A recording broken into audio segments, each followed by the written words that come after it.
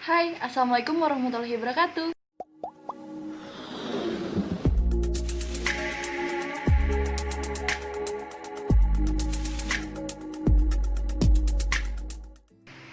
Nama saya Deska Ramadhaniati. Pada kesempatan kali ini saya ingin menjelaskan sebuah materi seputar sejarah dan perkembangan sosiologi hukum. Tapi sebelum lanjut ke videonya, jangan lupa like, komen, dan subscribe video ini. Sejarah dan perkembangan sosiologi hukum. Menurut Muisen, salah satu tokoh sosiologi hukum pada saat ini tengah berkembang pesat serta terarah untuk menjelaskan hukum positif yang berlaku. Artinya, di sini isi dan bentuknya yang berubah-ubah menurut waktu dan tempat dengan bantuan faktor-faktor kemasyarakatan. Hukum bukanlah gejala yang netral baginya, yang semata-mata merupakan hasil rekaan bebas manusia atau pemikiran bebas dari manusia, tetapi berada dalam jalinan yang sangat erat dengan masalah-masalah dan perkembangan kemasyarakatan. Kemudian pada satu sisi, hukum itu dapat dijelaskan dengan bantuan faktor-faktor di dalam masyarakat. Tapi di sisi yang lainnya, gejala-gejala kemasyarakatan dapat dijelaskan dengan bantuan hukum.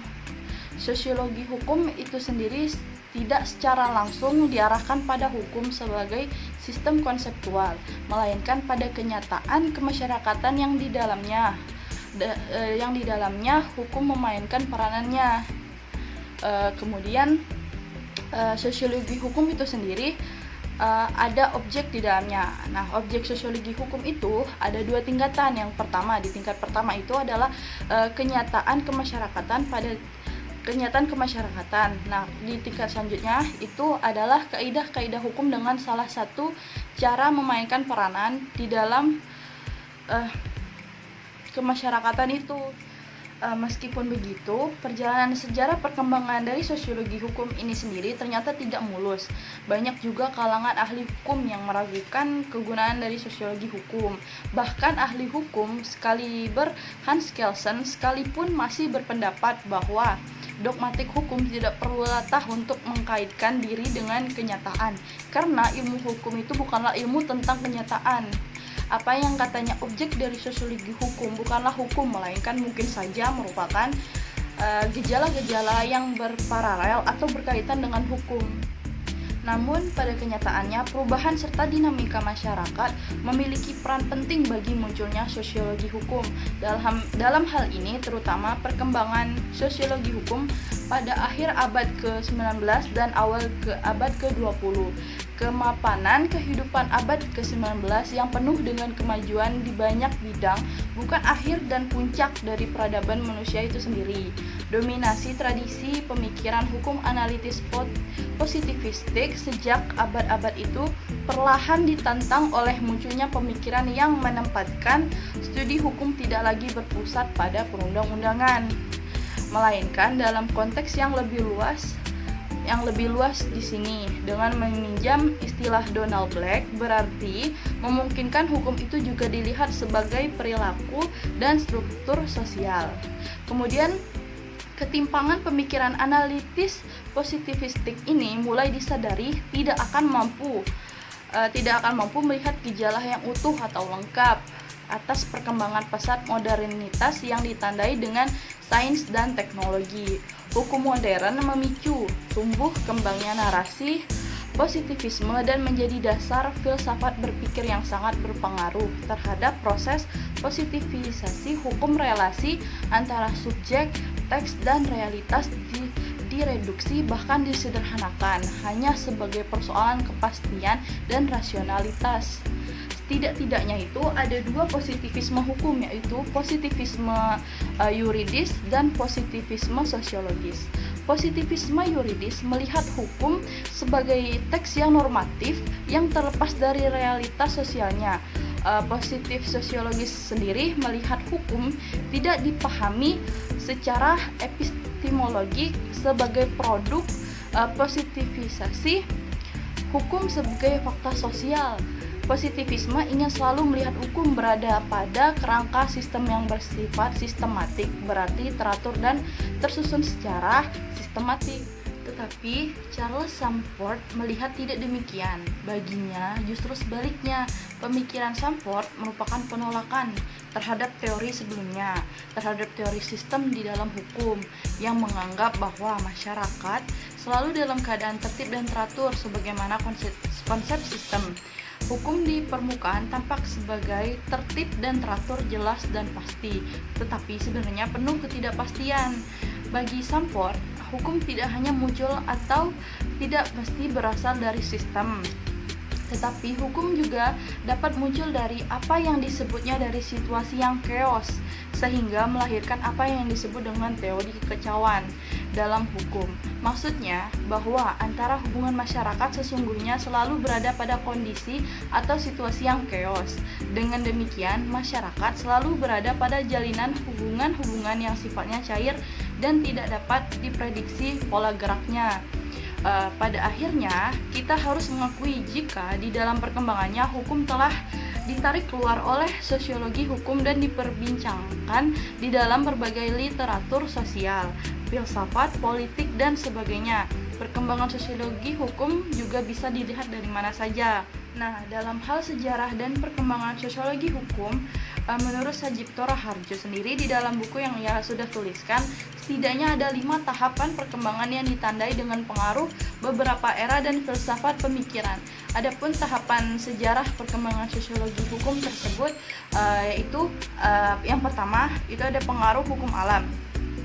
Hukum alam merupakan basis intelektual dari sosiologi hukum. Hal itu terjadi oleh karena hukum alam tersebut dapat diibaratkan menjadi jangkar dari hukum modern yang semakin menjadi bangunan yang artifisial dan teknologis. Hukum alam menuntun kembali institusi hukum kepada basisnya yang asli, yaitu dunia manusia dan masyarakat. Hukum alam itu boleh diibaratkan ruh yang sulit menemukan pemadanan di dalam hukum.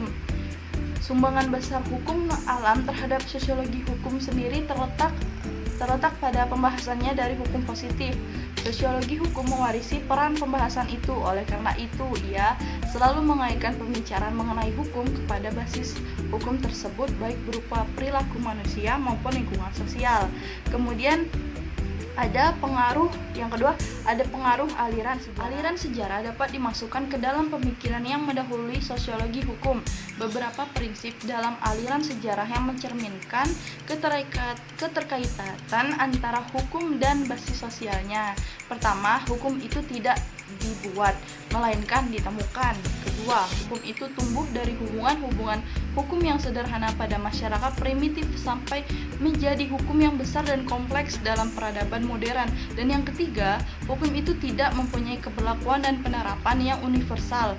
Setiap bangsa memiliki habitat hukumnya, seperti mereka memiliki bahasa dan adatnya. Nah, yang ketiga itu ada pengaruh filsafat hukum. Filsafat hukum jauh mendahului sosiologi hukum apabila ia mempertanyakan keabsahan dari hukum positif. Gugatan filsafat hukum mempersoalkan dari mana hukum positif memperoleh legitimasinya. Pikiran-pikiran filsafat menjadi pembuka jalan bagi kelihatan sosiologi hukum. Oleh karena secara tuntas dan kritis, seperti lazimnya watak filsafat menggugat sistem hukum perundang-undangan. Kemudian ada yang keempat itu sosiologi hukum abad ke-20. Pada dekade awal abad ke-20 itu pula muncul pengkajian yang melepaskan diri dari self-sustaining analysis positivisme dengan menerapkan hukum dalam konteks sosialnya. Roscoe Pound, salah satu tokoh sosiologi hukum, juga tampil untuk mengartikulasikan kajian sosiologi terhadap hukum secara lebih rinci yang kemudian bahkan menjadi suatu aliran tersendiri dalam ilmu hukum yang disebut sociological jurisprudence. Donald Black, seorang sosiolog terkemuka, berpendapat bahwa sudah saatnya melihat perubahan-perubahan yang terjadi di dalam hukum, bagaimana hukum itu dilihat dan diartikan, serta bagaimana hukum itu dijalankan di masyarakat. Black melihat adanya perubahan penting yang makin meninggalkan cara mengkaji dan melihat hukum hanya dari kacamata perundang-undangan saja. Juga Black melukiskan abad ke-20 sebagai abadnya sosiologi. Kemudian yang terakhir, yang kelima itu sosiologi hukum klasik dan modern. Nah, di sini Philip Selznick membuat periodisasi dalam perkembangan sosiologi hukum ke dalam tahap-tahap penting. Yang pertama itu tahap primitif yang banyak dilakukan studi terhadap hukum masih dilihat sebagai suatu wilayah tertutup. Kemudian yang kedua, tahap keahlian dan keterampilan sosiologis, di mana pada tahap ini orang sudah mulai turun ke lapangan untuk melakukan penelitian sosiologi hukum. Dan yang ketiga itu tahap otonomi dan kematangan intelektual. Sosiologi hukum mengarahkan pekerjaannya kepada sasaran asas-asas hukum yang sifatnya fundamental dari hukum. Nah, sosiologi hukum berkembang dalam era klasik dapat dilihat dari jejak pemikiran Aristoteles, Thomas Aquinas, Locke, dan sebagainya. Baiklah, mungkin itu saja penjelasan dari saya. Saya akhiri. Wassalamualaikum warahmatullahi wabarakatuh.